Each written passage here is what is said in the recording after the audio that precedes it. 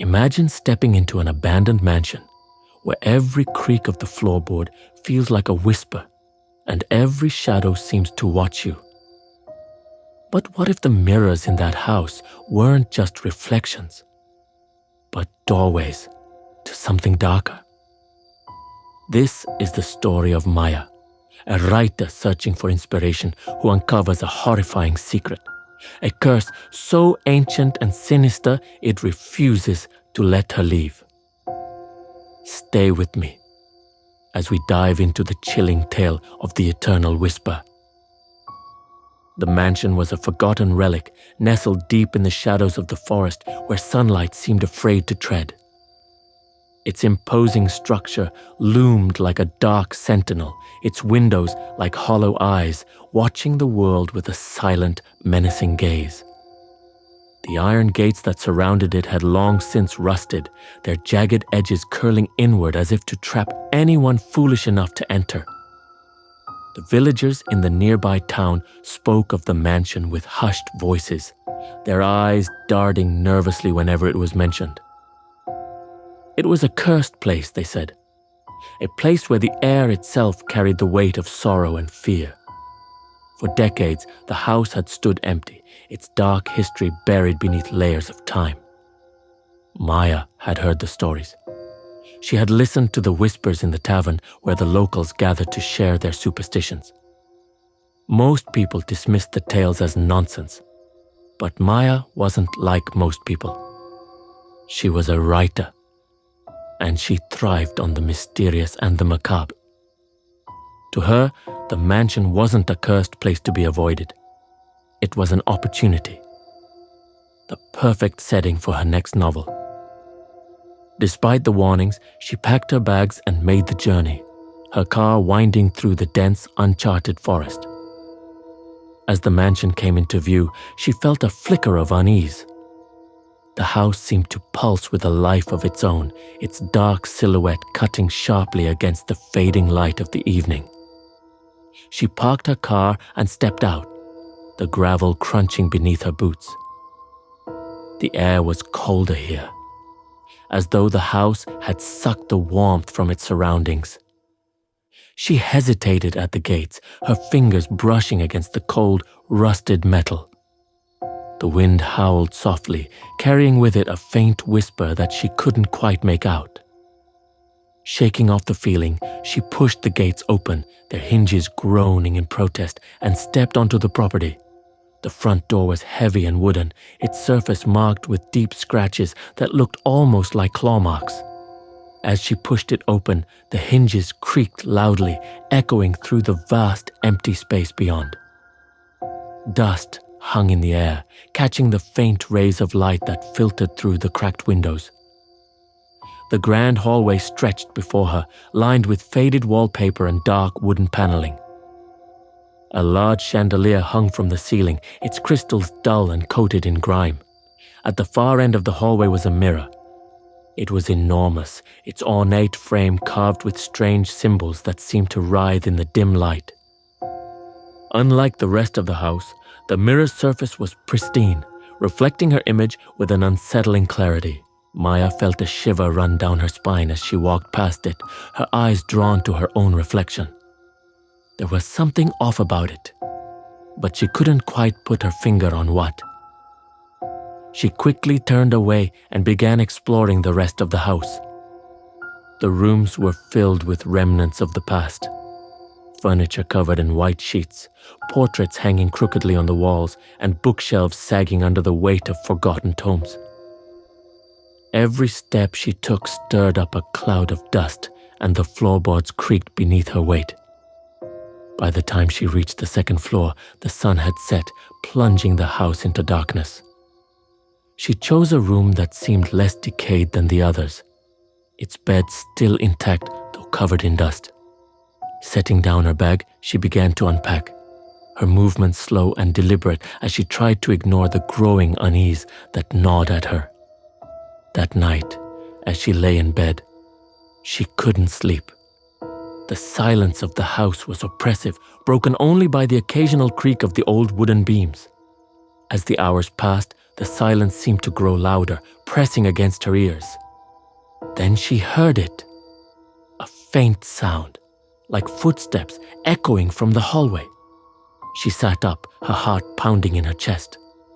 The footsteps grew louder, each one deliberate and heavy. They stopped just outside her door. She stared at the doorknob, waiting for it to turn, but it didn't. Instead, she heard a whisper, so soft that she almost thought she had imagined it. "Leave." The voice was faint, carried by the still air, but it sent a chill down her spine. Maya sat frozen, her breath caught in her throat. She waited for what felt like an eternity. But nothing happened. The footsteps didn't return, and the whisper didn't come again. The next morning, she tried to shake off the unease. She convinced herself it was just her imagination, fueled by the eerie atmosphere of the house. Determined to find inspiration for her book, she began to explore in earnest. Each room held a piece of the house's history, fragments of lives long gone. In the library, she found a journal tucked away in a dusty corner. Its pages were filled with scrawled handwriting, the ink faded and smudged. The entries spoke of strange occurrences, doors opening and closing on their own, shadows that moved when no one was there, and whispers that seemed to come from nowhere. One entry, in particular, caught her attention. The mirrors hold his power. Never linger too long. In the attic, she uncovered a hidden compartment beneath the floorboards. Inside was a collection of old letters, tied together with a crimson ribbon. The letters were written by a girl named Amara, who had worked in the house as a servant decades ago. Maya sat cross-legged on the dusty floor, reading through the letters. They painted a picture of a girl trapped in a place filled with darkness and fear. Amara wrote about the strange behavior of the house's owner, a man obsessed with the occult. She described rituals performed in secret and the way the mirrors seemed to shimmer and ripple like water. One letter sent a chill down Maya's spine. "He watches from the glass. If you're reading this, it's already too late." That night, Maya couldn't shake the feeling of being watched. The house seemed to groan and creak as the wind howled outside. She found herself drawn to the mirror in the hallway, its surface shimmering faintly in the moonlight. As she stood before it, her breath fogged the glass, and she thought she saw something move. Leaning closer, she felt her blood run cold as a pale handprint appeared on the surface. It wasn't hers. Suddenly, her reflection began to change. Its lips moved, forming words she couldn't hear, and then the whispers returned, louder and more insistent. "Help me." The next day, desperate for answers, Maya drove to the town's library.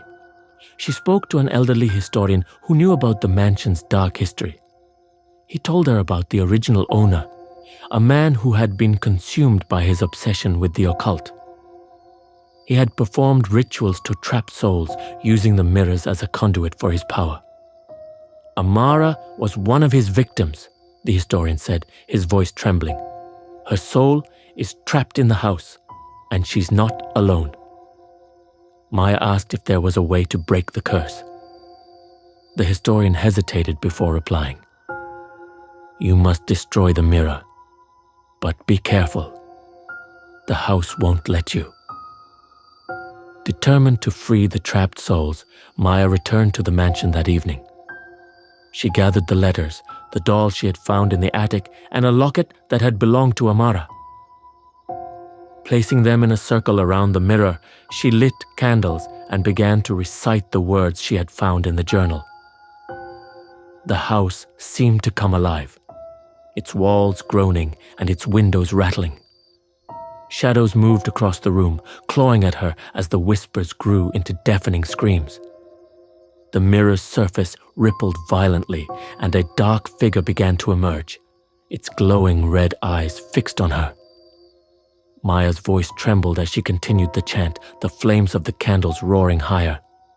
The figure let out a piercing scream as the mirror cracked and shattered.